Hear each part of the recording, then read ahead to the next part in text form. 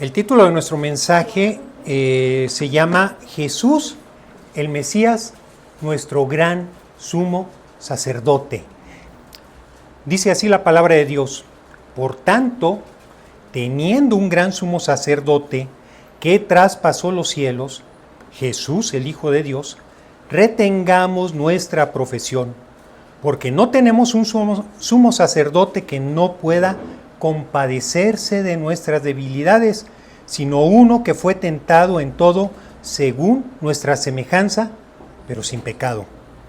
Acerquémonos, pues, confiadamente al trono de la gracia para alcanzar misericordia y hallar gracia para el oportuno socorro, mis hermanos. Dentro de las tres profesiones que tenía nuestro Señor Jesucristo, pues era sus tres oficios como Mesías, era el de sacerdote, era el de profeta y era el de rey. Principalmente estos oficios servían como mediador entre Dios y los hombres. ¿Para qué se necesita un mediador, mis hermanos? Generalmente necesitamos un mediador para cuando alguien no está de acuerdo con algo, pues podernos poner de acuerdo. Debemos recordar, mis hermanos, que a causa del pecado, mis hermanos, nosotros estamos enemistados con nuestro Dios, porque nosotros somos pecadores, pero nuestro Dios es santo. Y no nada más es santo, sino que es 3 veces santo, mis hermanos. Entonces, ¿cómo el hombre pecador puede acercarse delante de la presencia de un Dios santo? Obviamente, mis hermanos, necesitamos de un mediador, de alguien que esté a nuestro favor para podernos acercar a Dios. Sin embargo, mis hermanos, si vemos los oficios de nuestro Señor Jesucristo fue Mesías. ¿Qué quiere decir esto? Que Él traía la palabra de Dios a nosotros. O sea, Él fue el mediador de Dios hacia nosotros porque nos trajo la palabra.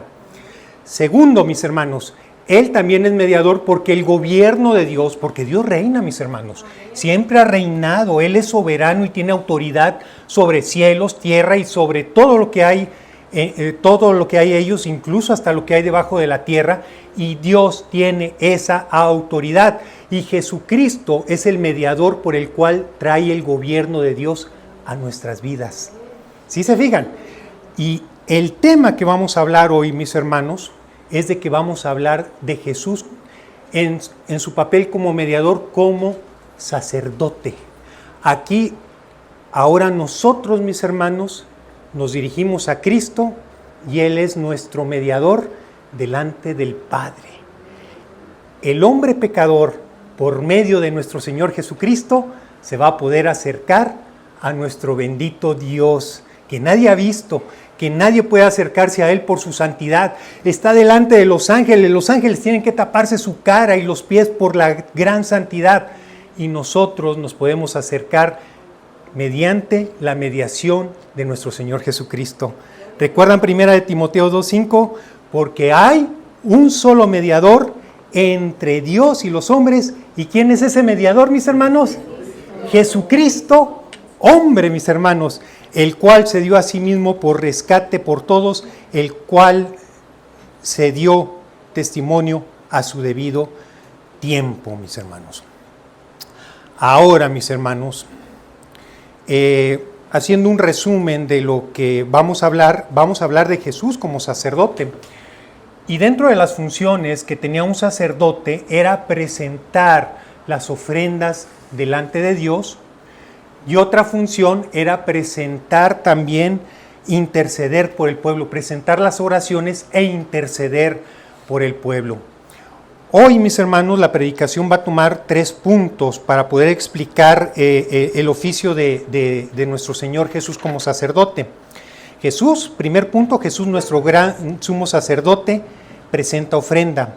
Segundo punto, Jesús, nuestro gran sumo sacerdote, intercede por nosotros. Y tercer punto, ¿cuál debe ser nuestra reacción ante estas verdades, mis hermanos? Son verdades, son cosas reales, no es fantasía, que Jesús está intercediendo por nosotros. Volvamos a Hebreos capítulo 4, versículo 14, ya para empezar para ver las principales funciones del sumo sacerdote. Dice así la palabra: por tanto, teniendo un gran sumo sacerdote que traspasó los cielos. Teniendo, la primera palabra es teniendo. Tenemos, mis hermanos, tenemos un gran sumo sacerdote. No todo el mundo tiene ese gran sumo sacerdote. Y los sacerdotes, las funciones de los sacerdotes en el Antiguo Testamento eran ofrecer sacrificios y ofrendas delante de Dios para acercarse a Dios, precisamente. Hay un concepto mundano, hay un concepto de por qué hay que ofrecer sacrificios. En el mundo generalmente las personas ofrecen sacrificios, o sea, ¿con qué finalidad, con qué fin creen que hacen sacrificios? Con el fin de que les vaya bien. Si usted va por las orillas del camino y va en una carretera y ven imágenes, cruces o un santo, generalmente están llenos de flores, están llenos de frutas, están llenos de papitas, están llenos de cigarros, están llenos de cervezas, porque generalmente la gente antes de algo, o sea, los que no son creyentes, se paran ahí, dejan una ofrenda para pedirle a esa imagen de que les vaya bien en el camino y no les vaya a pasar nada.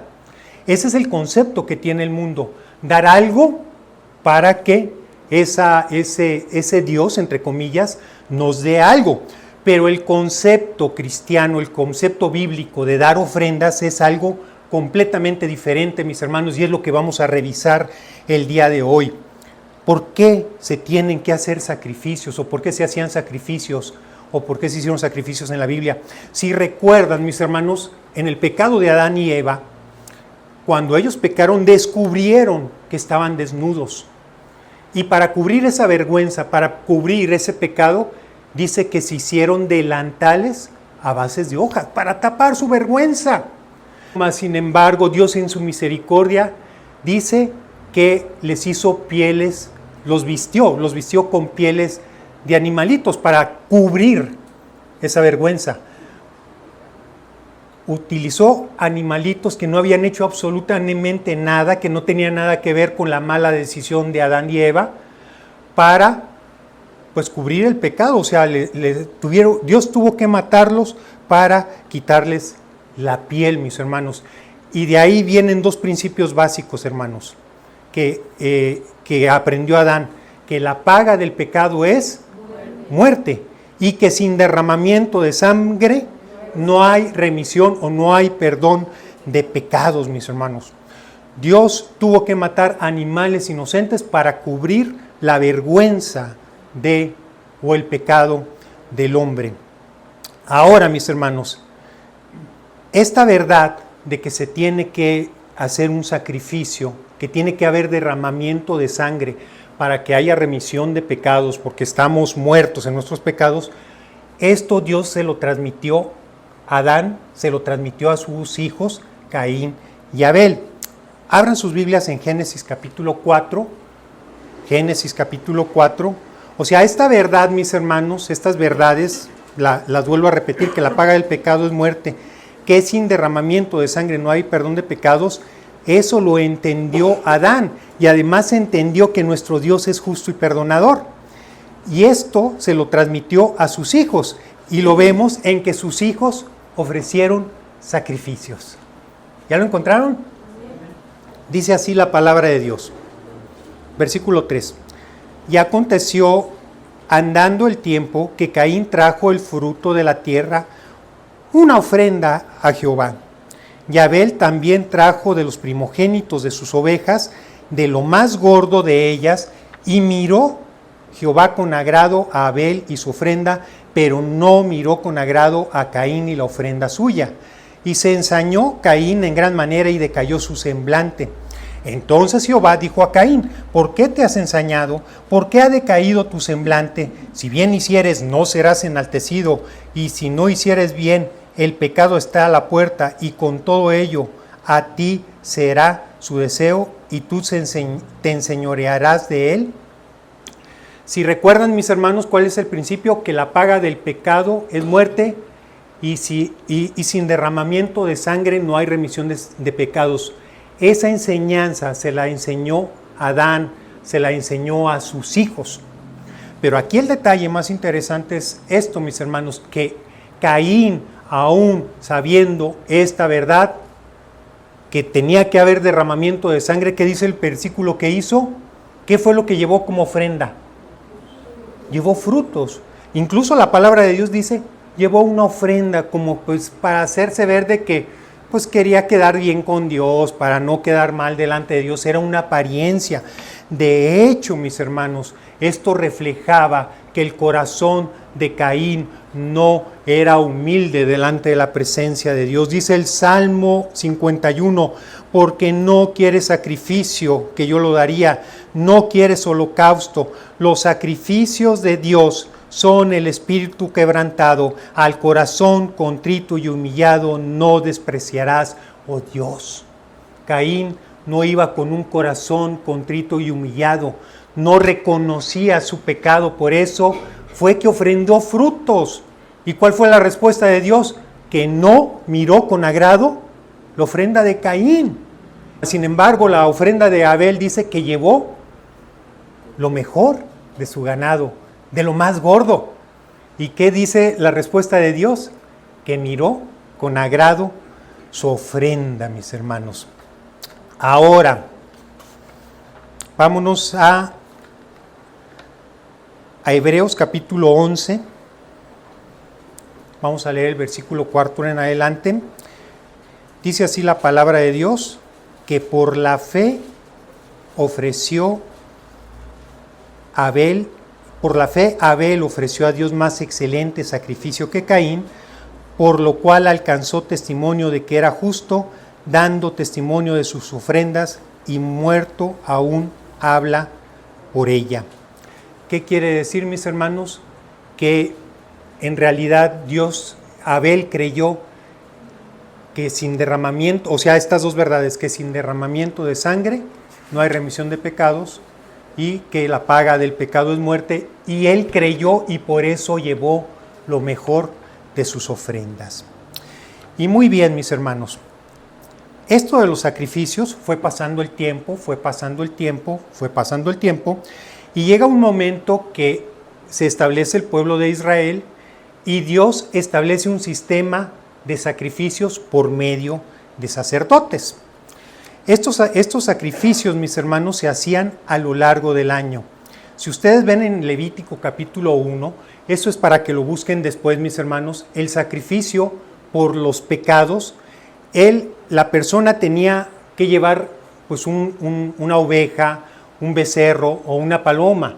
Estos animales tenían que ser sin defecto, tenían que ser limpios, mis hermanos. Se lo llevaba la persona, el pecador, si quería acercarse a Dios, tenía que llevar un animalito para el sacrificio.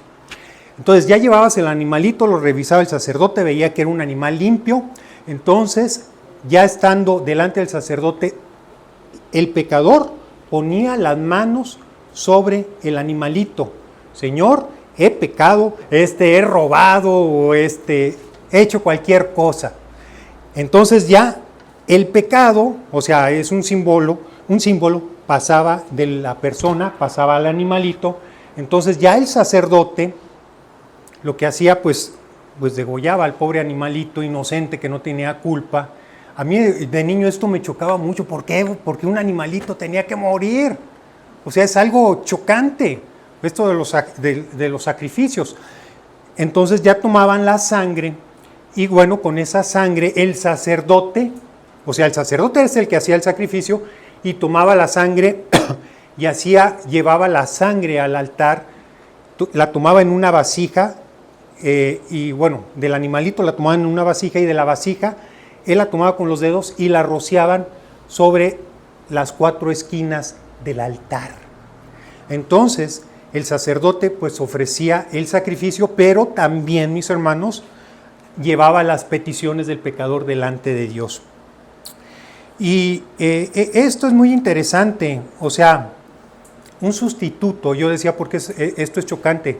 Porque el castigo no lo llevaba el pecador, era un sustituto el que llevaba el pecado, el que no tenía la culpa, era el que cargaba la culpa.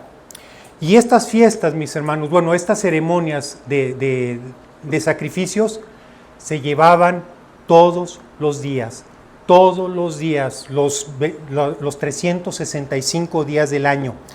Pero aparte, mis hermanos, había 7 fiestas especiales todo el año. Aparte de hacer sacrificio todos los días, había fiestas especiales para acercarse a Dios. Y había una fiesta en especial que se llamaba la fiesta de la expiación. Era la más grande y la más importante. Se las voy a explicar.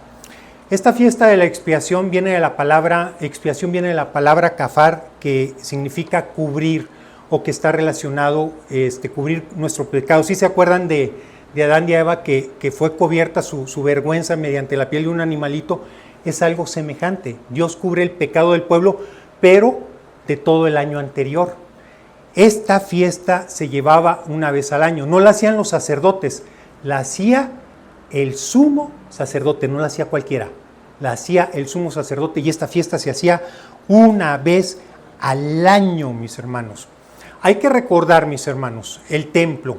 El templo tenía 3 áreas. Bueno, el tabernáculo o el templo, la disposición era igual. Los sacrificios se hacían en el tabernáculo o el templo. El tabernáculo era un templo portátil y pues obviamente el templo ya era un templo fijo. Ahora, ¿cómo era este templo?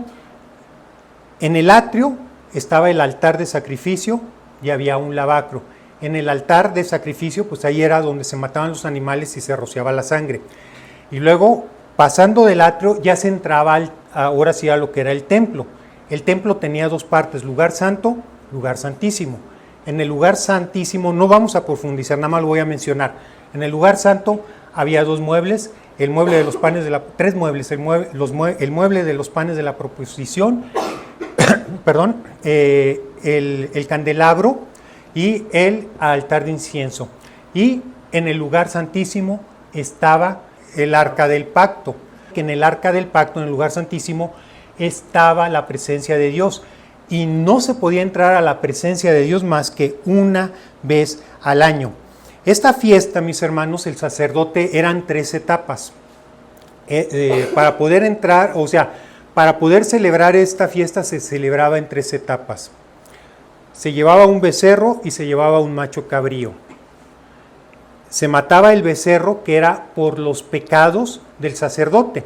El sacerdote, o sea, lo mataban en el atrio, puede decirse al becerro, tomaban su sangre y el sacerdote pasaba del atrio al lugar santo y entraba al lugar santísimo, entraba al velo y pues rociaba la sangre por sus pecados.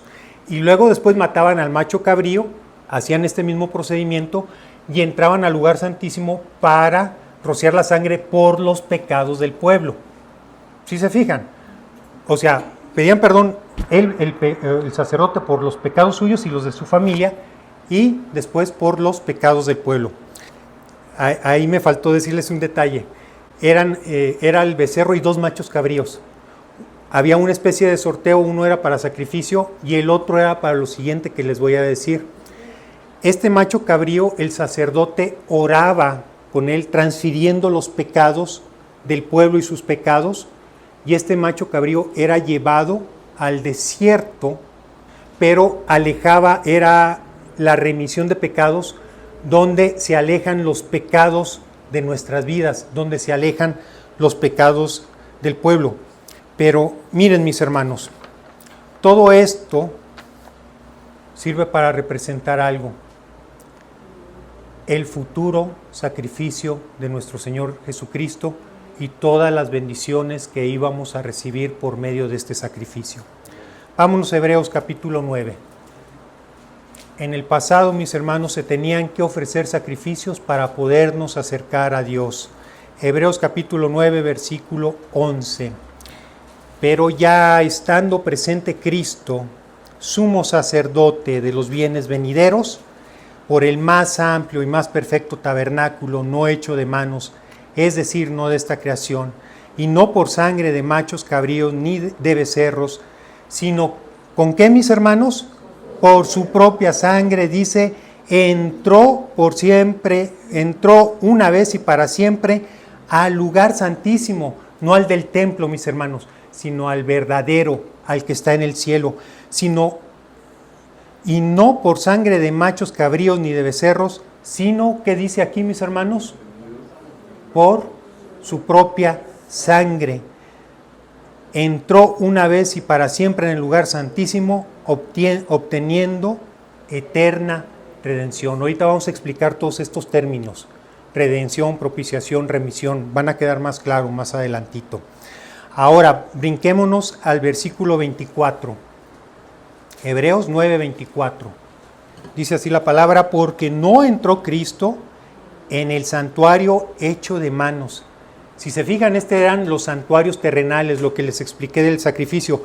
Pero Cristo no entró a un santuario hecho de manos, figura del verdadero. Cristo entró al verdadero santuario. ¿Dónde está este santuario? Dice, sino en el cielo mismo, para presentarse ahora por nosotros ante Dios, y no para ofrecerse muchas veces como entra el sumo sacerdote en el lugar santísimo cada año con sangre ajena. De otra manera le hubiera sido necesario padecer muchas veces desde el principio del mundo, pero ahora en la consumación de los siglos se presentó, ¿qué dice? Una vez para siempre por el sacrificio, ¿qué dice? De sí mismo. ¿Para qué, mis hermanos? Para quitar de en medio el pecado.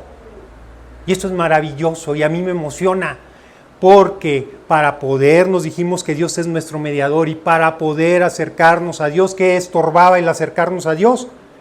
El pecado. ¿Y qué es lo que dice aquí? Que por medio de la muerte de nuestro bendito Señor Jesucristo, quitó de en medio el pecado. Y ahora, mis hermanos, podemos acercarnos a nuestro Dios, mis hermanos. Lo que estorbaba mi relación con Dios fue quitado. Volviendo a Hebreos 14, dice, por eso dice la palabra en Hebreos 4:14, tenemos un sacerdote que traspasó los cielos. Los sacerdotes abrían el velo, mis hermanos, y llegaban al lugar santísimo. Pero Cristo, mis hermanos, traspasó los cielos y llegó a la misma presencia de Dios con su sangre, ofreciendo, Él siendo, o sea, no nada más sacerdote, sino Él siendo el sacrificio para darnos perdón a cada uno de nosotros. Y esto es maravilloso. Tenemos un sacerdote que traspasó los cielos, y por eso, mis hermanos, cuando Cristo murió, dice que Cristo clamó y que el velo del templo se rasgó en dos como señal de que ya tenemos acceso a la misma presencia de nuestro Dios. ¿Qué obtenemos, mis hermanos, con la muerte de Cristo en la cruz del Calvario? ¿Qué obtenemos con el hecho de que Cristo haya entrado al lugar santísimo verdadero? Primero, obtenemos redención, mis hermanos. ¿Qué es esto de redención? Vamos a explicarlo. Redención es la liberación legal de la esclavitud del pecado por precio. Por medio de un sustituto se pagó la condena del pecado. Por medio de la muerte de Cristo, mis hermanos, Él con su inocencia, Él pagó nuestros pecados. Eso significa redención. Les leo Colosenses, que habíamos leído con nuestro hermano, Colosenses 1:13, el cual nos ha librado de la potestad de las tinieblas.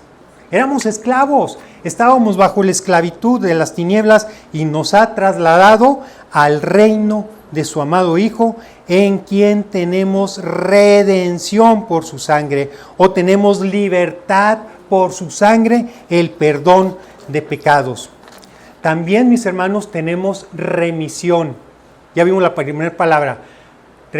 Redención significa libertad de nuestros pecados. Remisión, que nuestros pecados son alejados de nosotros. Si se acuerdan del sacrificio del cabrito, nuestros pecados son alejados. Dice la palabra de Dios que cuanto lejos, en el Salmo 103:12, cuanto lejos está el oriente del occidente, hizo alejar de nosotros nuestras rebeliones. O en Miqueas 7:18, Él volverá a tener misericordia de nosotros y sepultará nuestras iniquidades y lo echará a lo profundo de la mar todos nuestros pecados.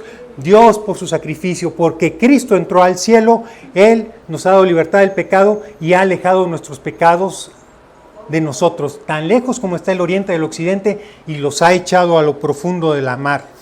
Y ahora, mis hermanos, nuestro Señor como Cordero nos dio expiación. ¿Qué es esto de expiación, mis hermanos? Sustitución, cubrir nuestro pecado con la sangre de los animalitos. Ahora, mis hermanos, con la expiación que nos da Jesucristo, no nada más nuestro pecado es cubierto, somos limpiados completamente y somos declarados santos. Delante de Dios, mis hermanos, ya no somos pecadores, somos santos. No ve a Herman el pecador, no ve a Horacio, bueno, este es mi nombre, mi otro nombre para el que no lo sabe. No ven a Horacio el pecador, no ven a Horacio el que grita, no ve a Horacio el que se enfada, ve a Cristo. Cristo ha limpiado nuestros pecados y ese es el significado de expiación. No hemos sido vestidos con pieles de animales, hemos sido vestidos con la imagen de nuestro bendito Señor Jesucristo. Hebreos 9:11. Dice así la palabra de Dios, Hebreos 9, al cabo estamos cerca. Pero estando ya presente Cristo,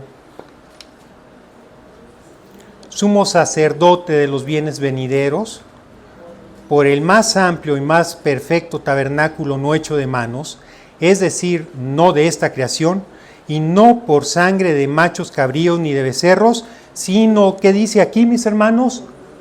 Por su propia sangre entró, ¿qué dice? Una vez y para siempre en el lugar santísimo, el del cielo, habiendo obtenido eterna redención. Porque si la sangre de los toros y de los machos cabríos y las cenizas de becerra rociadas a los inmundos santifican para la purificación de la carne, cuánto más la sangre de Cristo, el cual mediante el Espíritu Eterno se ofreció a sí mismo sin mancha, a Dios limpiará vuestras conciencias de obras muertas. Hemos sido limpiados completamente. Isaías 53, versículo 4 en adelante, mis hermanos. Ciertamente, Él llevó nuestras enfermedades y sufrió nuestros dolores. Nosotros le tuvimos por azotado, por herido de Dios y abatido, mas Él herido fue por nuestras rebeliones, molido por nuestros pecados. El castigo de nuestra paz fue sobre Él, y por su llaga fuimos nosotros curados. Y miren, mis hermanos, el resultado de esta expiación, el resultado de que Cristo, además de ser sacerdote, se ofreciera como el Cordero de Dios que quita el pecado del mundo, fue que se aplacara la ira de Dios. A esto se le conoce como propiciación. Cuando decimos que se quita la ira de Dios, estamos diciendo que hay propiciación delante de Dios. Que Dios quita su ira delante de nosotros. Hay que recordar lo que dice el Salmo 7:11. Dios está airado contra el impío todos los días. Eso de que Dios ama al pecador y no ama sus pecados es mentira. Dios está airado contra el impío todos los días. Y a causa del sacrificio de Jesucristo, si recuerdan, el sacerdote iba al lugar santísimo donde estaba el arca y ponía la sangre, ¿en qué lugar, mis hermanos? En el propiciatorio. El propiciatorio era la tapa del arca donde estaban los dos querubines y ahí se rociaba la sangre. ¿Por qué, mis hermanos? Porque al rociar la sangre se aplacaba la ira de Dios. Y lo que leíamos en Isaías 53, 5, que Cristo fue herido por nuestras rebeliones, molido por nuestros pecados, y el castigo, o sea, la ira de Dios, el castigo de nuestra paz fue sobre Él. O sea, Dios iba a derramar su ira sobre nosotros, pero no la derramó sobre nosotros. ¿Sobre quién la derramó? Sobre nuestro Señor Jesucristo. Y ahora, mis hermanos, por eso yo digo que ¿cuál es el milagro más grande en nuestras vidas? ¿Que te haya sanado de cáncer? ¿Que te haya dado tus hijos? ¿Que te haya dado el mejor trabajo del mundo? El milagro más grande que Dios ha hecho en nuestras vidas es el perdón de nuestros pecados por todo lo que implicó. El más grande sacrificio que hizo Cristo, porque no nada más fue el sacerdote, sino que Él fue el sacrificio. Y a causa de eso, mis hermanos, nos dio completo perdón. Nos dio completo perdón. Y se los voy a leer parte de lo que dice Hebreos 10. Escúcheme con atención. Dice: a causa del sacrificio con Cristo, Él hace un nuevo pacto. Hebreos 10, 16. Este es el pacto que haré con ellos después de aquellos días, dice el Señor. Pondré mis leyes en sus corazones y en sus mentes la escribiré. Versículo 17. Y nunca más me acordaré de sus pecados y sus transgresiones. Lo repito.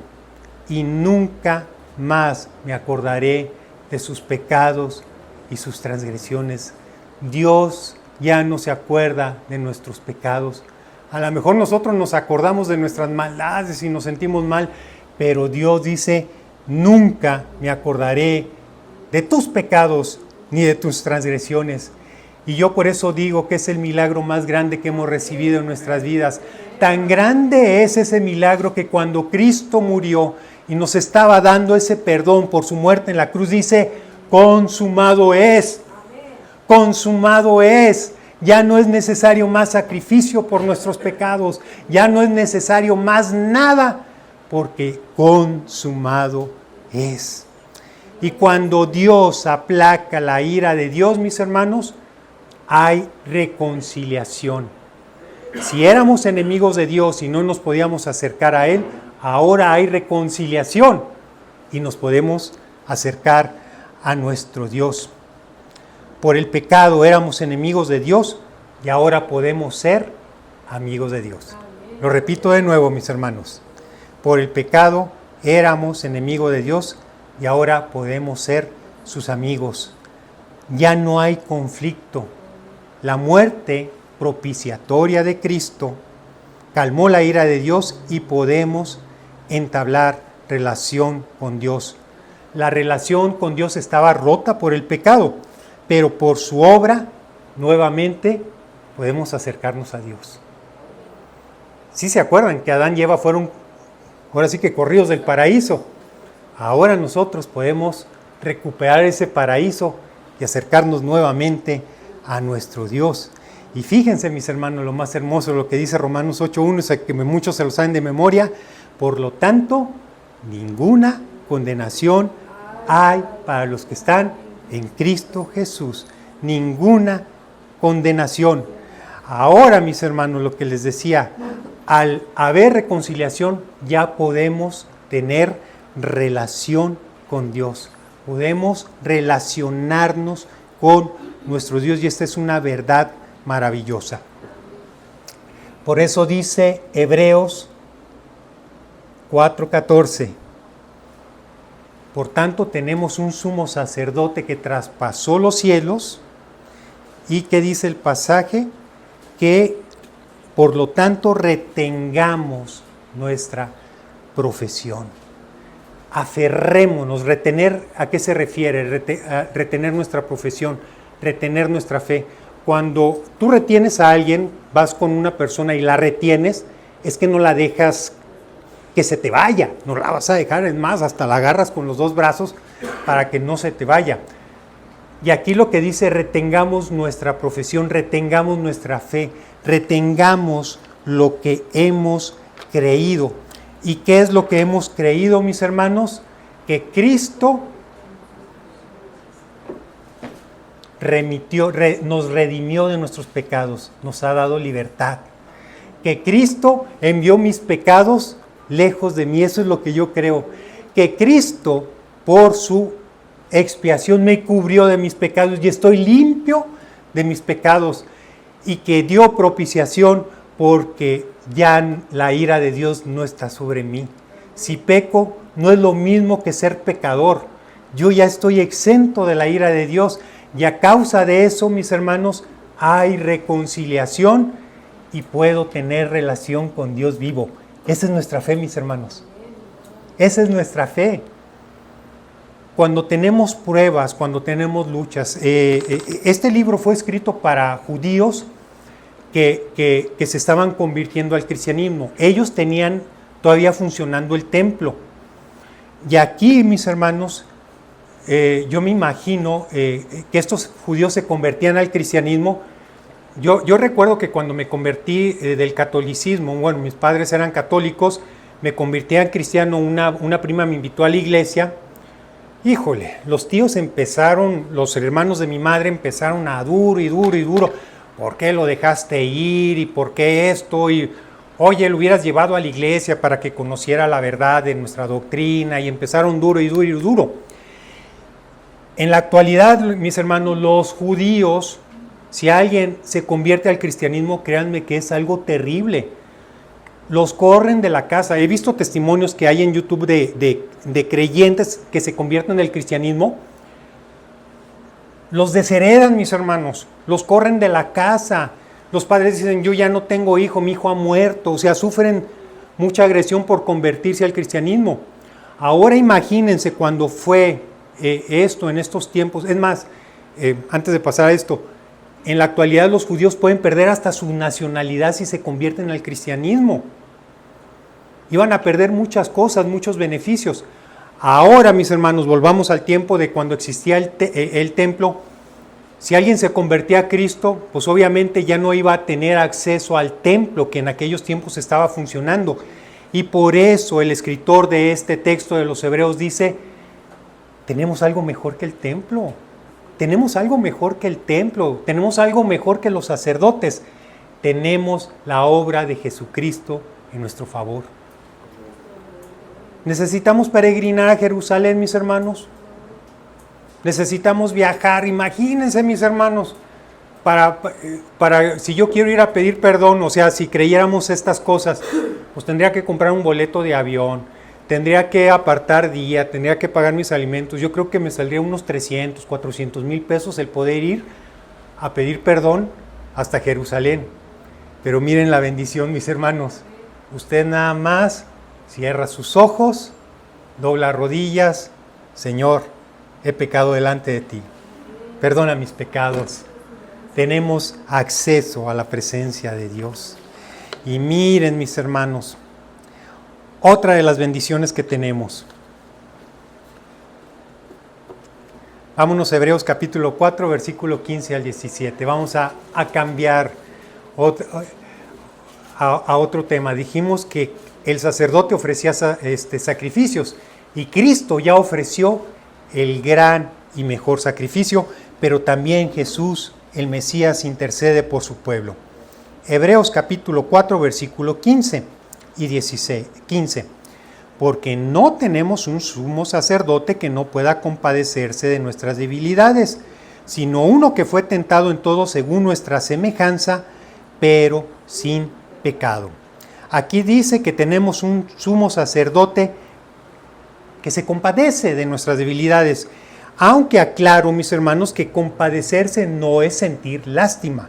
Compadecerse en el sentido estricto de la palabra es solidarizarse, es empatizar con la persona. Si yo me compadezco de alguien, es porque pues yo me solidarizo con él. Si yo veo a alguien en la calle, o sea, válgame la expresión, y lo veo asoleado, y yo me compadezco de él y traigo una botella de agua y se la regalo, es solidarizarme con él porque estoy percibiendo que él tiene sed. Y miren, mis hermanos, Jesucristo se solidarizó, él se compadeció de cada uno de nosotros. Dice la palabra de Dios, mis hermanos, Jesús tuvo hambre, mis hermanos. Y cuando vio a las multitudes, cuando dio la predicación de las bienaventuranzas, el Sermón del Monte, él vio que las personas tenían hambre, que estaban cansadas, y él se compadeció de esas personas porque él sabía lo que era sufrir hambre. Él sabe lo que es el dolor, mis hermanos, cuando se pierde un ser querido, porque dice la palabra de Dios que cuando fue a la tumba de Lázaro, que Jesús lloró. Y aquí hay una cosa muy bonita, que cuando él estaba predicando el Evangelio, dice que él y sus discípulos se toparon con una procesión de una viuda que llevaba en el féretro el hijo de esta viuda. Al verlo, mi Señor Jesús dice que se compadeció de ella. Yo me imagino que él vio el dolor, que vio la angustia, que vio el miedo, que vio el desamparo de esta mujer, porque imagínense, una mujer viuda no tiene quien la sustente, y si se quedan sus hijos, mis hermanos, no hay quien le pueda dar, como dicen aquí vulgarmente, no hay quien le pueda dar un taco. ¿Se imaginan qué sentía esa mujer? Sentía miedo, dolor. ¿Qué voy a hacer? Mi hijo está muerto. Y yo me imagino la escena, el Señor Jesús se acerca y le dice, no llores. Se compadeció de ella, no llores. Tocó el féretro, el joven resucitó y Jesús se lo entregó a su madre. Jesús sabe lo que vivimos, mis hermanos. Jesús sabe nuestros miedos. Jesús sabe nuestras angustias. Jesús sabe nuestro dolor, lo que batallamos, lo que sufrimos, nuestras pruebas, nuestras tentaciones, cuando dudamos, cuando nos cansamos. Y Él intercede por nosotros. Jesús intercede por nosotros porque comprende y sabe exactamente lo que estamos pasando. Vámonos a Lucas 22. En este pasaje de que pasó antes de que Pedro negara a Jesús. Lucas 22, versículo 31. ¿Ya lo encontraron, mis hermanos? Lucas 22, 31. Dijo también el Señor, Simón, he aquí Satanás os ha pedido para zarandearos como el trigo. ¿Pero qué dice el versículo 32? Pero yo he rogado por ti para que tu fe no falte y una vez vuelto confirma a tus hermanos. Jesús, nuestro sacerdote, intercede por nosotros. Él ruega por nosotros las 24 horas del día, todos los días, los 365 días del año. Mi mamá no ora más que yo, que el Señor Jesús por mí, perdón. Mi mamá no va, nadie puede orar más que ti ni interceder por ti que nuestro propio Señor Jesucristo. De hecho, el Señor Jesucristo ahorita está intercediendo por mí, para que me puedan entender. Y Dios está intercediendo por ustedes para que puedan entender la palabra y sean bendecidos. Él está rogando por nosotros. Dice San Juan 17:20, cuando estaba orando por la iglesia, dice, mas no ruego solamente por estos, sino también por los que han de creer en mí por la palabra de ellos. Jesucristo desde el pasado ya estaba rogando por cada uno de ustedes. Ya estaba rogando por mí, ya estaba rogando por ti. Por eso dice, no ruego solamente por los apóstoles, sino también ruego por los que han de creer en mí por la palabra de ellos. ¿Ustedes creen en la palabra de Jesús? Amén. Jesús ya rogó y ya oró por ustedes. Ahora vámonos a Romanos capítulo 8. Este sí es importante, mis hermanos, que lo leamos. Romanos capítulo 8, versículo 31. ¿Qué pues diremos a esto? Si Dios es por nosotros, ¿quién contra nosotros? El que no escatimó a su propio Hijo, sino que lo entregó por todos nosotros, ¿cómo no nos dará con Él todas las cosas? ¿Quién acusará a los escogidos de Dios? Dice, Dios es el que justifica. ¿Quién es el que condenará? Cristo es el que murió, mas aún el que también resucitó, el que además está a la diestra, está en el trono de Dios, el que también, ¿qué dice? Intercede por nosotros. Jesucristo intercede por nosotros. No somos perfectos, mis hermanos, no somos perfectos. Y si pecamos, abogado tenemos para con el Padre, a Jesucristo el justo. Tenemos una gran guerra, mis hermanos, en este andar, una gran guerra que es contra el pecado, y ahorita lo mencionaba mi hermano Guillermo. La gran batalla que tenemos es contra nuestra propia naturaleza, contra nuestro corazón engañoso y perverso. Pero mis hermanos, confiad, Jesucristo ha vencido al mundo y tenemos ese sacerdote que si llegamos a pecar, Él va a interceder por nosotros y restaurar nuestra relación con nuestro Señor Jesucristo. Amén. Ya para terminar, mis hermanos, vámonos al versículo 16. Entonces, mis hermanos, si tenemos un sumo sacerdote que traspasó los cielos y tenemos un sacerdote que se compadece de nosotros, mis hermanos, ¿qué es lo que debemos hacer? ¿Qué es lo que dice el versículo 16? Acerquémonos pues confiadamente al trono de la gracia para alcanzar misericordia y hallar gracia para el oportuno socorro. Acercarnos porque tenemos un sacerdote que traspasó los cielos. Acercarnos a un sumo sacerdote que se compadece en nuestras debilidades. Acercarnos en su trono, en oración. ¿Hay alguien perfecto aquí, mis hermanos, que diga, yo no peco, yo no fallo? Todos fallamos, mis hermanos, mayor o menor grado. Tenemos el pecado, está al acecho de nuestras vidas, mis hermanos, pero Dios tiene misericordia de nosotros porque no nos trata como lo merecen nuestros pecados. Por eso dice, acercados confiadamente al trono de la gracia. ¿Para qué, mis hermanos? Alcanzar misericordia. Para alcanzar misericordia. Mis hermanos, cuando pecamos, bueno, a mí me ha pasado en lo personal, nadie es impecable. No les voy a describir el pecado porque van a decir, qué presumido. No. A veces pecamos, ¿y qué es lo que pasa? Nos sentimos mal. De tan mal que nos sentimos que dicen, no, ya no voy a la iglesia. No, mis hermanos, no.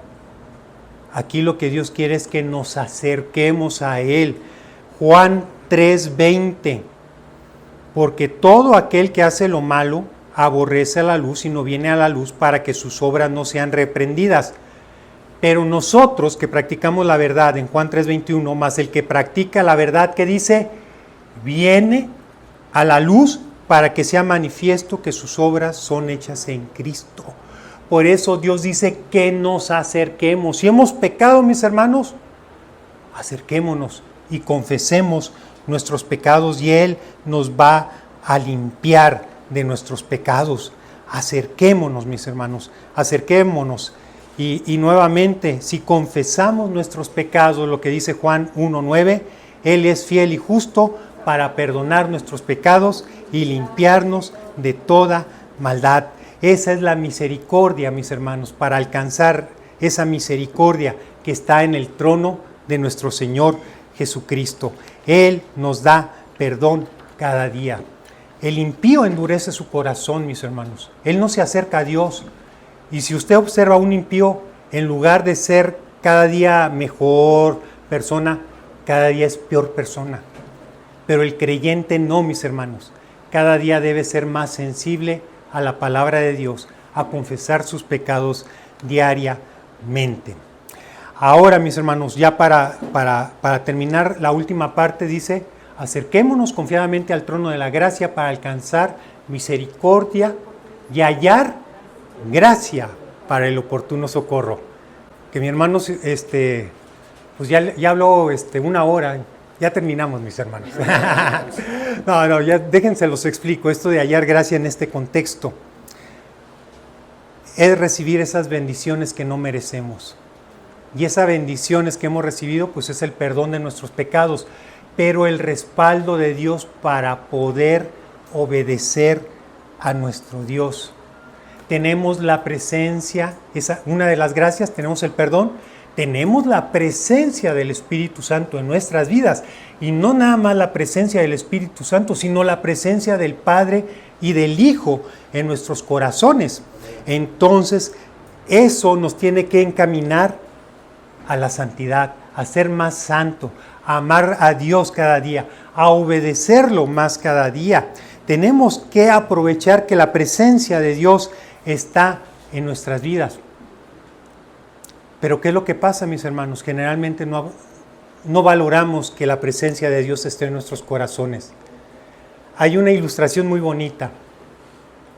Un viajero, un hombre, antes pues había emigraciones, la gente estaba muy pobre en Europa a finales del siglo XIX, principios del siglo XX, y pues compraban viajes en barco para salir de Europa para llegar a América, ya sea Nueva York, ya sea aquí México o Argentina. Un hombre compró un boleto para ese viaje, compró el viaje, compró el boleto y ya se subió en el barco y pues dice, ay, pues nada más completé el boleto, no tengo para comprar los alimentos dentro del barco. Y pues se encerró en pues estaba en la habitación y veía pues que sus compañeros de cuarto iban y venían, pero pues él, como le daba vergüenza, pues no decía nada. Pasó un día y pues el hambre pues apretaba. Pasaron 2 días, el hambre ya era insoportable y pues le decía a sus amigos, oye amigo, oye compañero de cuarto, por favor, dame de comer, es que no traje dinero para comprar la comida, yo veo que tú sí vas y comes, vas y comes. Y el compañero le dice, oye, pero ¿qué te pasa? En el boleto está incluido la comida. ¿Por qué no vas y comes? Está incluida la comida de aquí hasta que lleguemos a América. Y así nos pasa, mis hermanos. Nosotros, dice la palabra, que somos extranjeros y peregrinos y vamos camino hacia la patria celestial. ¿Cuántas veces aprovechas este beneficio de que tenemos este sacerdote? ¿Cuántas veces te alimentas espiritualmente?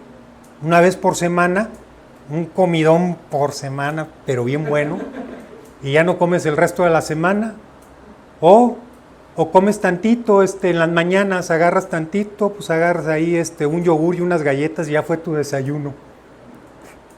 ¿Cómo te alimentas, mis hermanos, delante de Dios? Debemos aprovechar, mis hermanos, este alimento está disponible las 24 horas del día, todos los días, llueva, truene o relampaguee, ahí está nuestro alimento y la intercesión de nuestro Señor Jesucristo y el alimento en la palabra. Yo sé que existen grandes distractores que nos levantamos, bueno, a mí me pasa en la mañana, pues sí leo el versículo y de repente viene a mi mente, ay, pues yo, ¿qué noticias? ¿Qué pasaría con López Obrador? Ay, me pongo a checar en las noticias, no me llena, pues vamos a ver los videos, a ver qué dicen las noticias. Ay, y pues ahí veo un video de TikTok y cuando menos espero, cuando me levanté a las 6 de la mañana, que ya son las 8 de la mañana y perdí mi oportunidad de alimentarme de la palabra de Dios. Hagamos tiempo, mis hermanos, para alimentarnos de la palabra, de buscar a Dios, mis hermanos, porque Él está cercano a nosotros y está todo listo, ya está todo dispuesto. Acerquémonos delante de Dios. Vamos a terminar con Santiago capítulo 4, mientras le leo Salmo 145, 18, dice, cercano está Jehová a todos los que le invocan, a todos los que les invocan de veras. Y Santiago 4, versículo 8, que dice la palabra, acercaos a Dios y Él, que dice, se acercará a vosotros, limpiad las manos y vosotros los del doble ánimo, purificad vuestros corazones. Así que hay que acercarnos a Dios. Y vamos a terminar leyendo todo el pasaje de Hebreos capítulo 4, del 14 en adelante, y yo creo que ya lo van a tener. Por tanto, teniendo, no todos tienen, nosotros sí lo tenemos, un gran sumo sacerdote que traspasó los cielos, no como los sacerdotes del pasado en un templo. Este verdaderamente llegó a los cielos. ¿Quién es este sacerdote? Jesús, el Hijo de Dios. Retengamos nuestra profesión, aferrémonos a la fe de que nuestros pecados ya fueron pagados, somos libres. Nuestros pecados Dios los alejó tan lejos como está el oriente del occidente, que fueron expiados nuestros pecados, ya estamos limpios de nuestros pecados, que fuimos propiciados, que hay propiciación, de que ya la ira de Dios no está contra nosotros, que nos hemos reconciliado con Dios y que podemos tener una relación con Él. Versículo 15, porque no tenemos un sumo sacerdote que no pueda compadecerse de nuestras debilidades, sino uno que fue tentado en todo según nuestra semejanza, pero sin pecado. Así que dice el versículo 15, acerquémonos pues confiadamente al trono de la gracia para alcanzar misericordia y hallar gracia para el oportuno socorro. Cerremos nuestros ojos. Gracias, bendito Padre. Gracias, Señor Jesús, porque tú eres nuestro bendito sacerdote. Somos débiles al pecado, Señor, pero contamos contigo, con tu amor, con tu presencia, porque tú has perdonado todos nuestros pecados. Todo aquello que estorbaba el podernos acercar delante de ti, Señor, tú ya lo quitaste de en medio. Si alguien aquí, Señor, no se ha podido acercar a tu presencia, Señor, dale arrepentimiento, Señor, y dale el don de la fe para que se pueda arrepentir y pueda tener ese perdón de pecados que nosotros disfrutamos. Ayúdanos, Señor, a acercarnos cada día delante de tu presencia. Ayúdanos, Señor, a aprovechar esta bendición tan maravillosa que es el perdón de pecados que tú nos has dado en la vida, en la muerte y en la resurrección de nuestro Señor Jesucristo. Te damos gracias por tu amor, te damos gracias por tu misericordia y que pongas en nuestra mente, que cargues en nuestra mente que tú estás sentado a la diestra de Dios intercediendo cada día por nosotros, cada día por nuestras vidas, cada día por lo que hacemos y que tu bendición está lista cada día para nosotros. Gracias, Padre, en el nombre de Cristo Jesús. Amén.